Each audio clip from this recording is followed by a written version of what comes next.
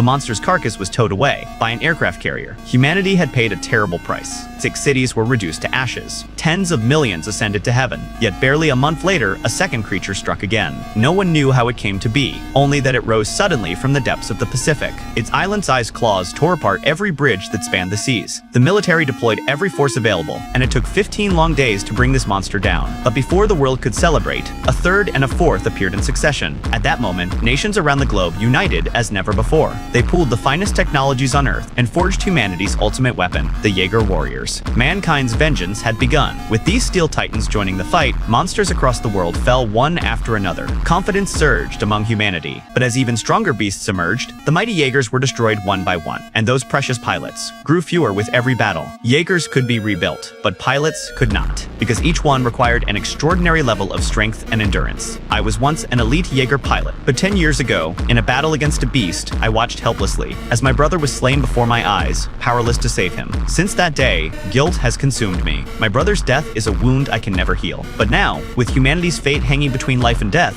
personal pain no longer matters. Soon, I arrived at humanity's last Jaeger base. The remaining 4 combat mechs had become our final hope. The first was China's Crimson Typhoon, piloted by triplet brothers who had defended Hong Kong 10 times. The second was Russia's Chernobyl Alpha, which held the Siberian border for 5 relentless years, manned by a battle-hardened husband and wife. The third was Australia's Striker Eureka, the fastest Jaeger in the world, piloted by a father and son team. And the fourth, the mightiest of them all, was Gypsy Danger, nearly destroyed in that war 10 years ago. I barely managed to bring her back to shore, allowing humanity to rebuild her. Though Gypsy had been restored, a Jaeger requires 2 minds to operate as one. After countless trials, I finally chose a highly skilled girl as my co-pilot. But during our very first neural link, something went terribly wrong.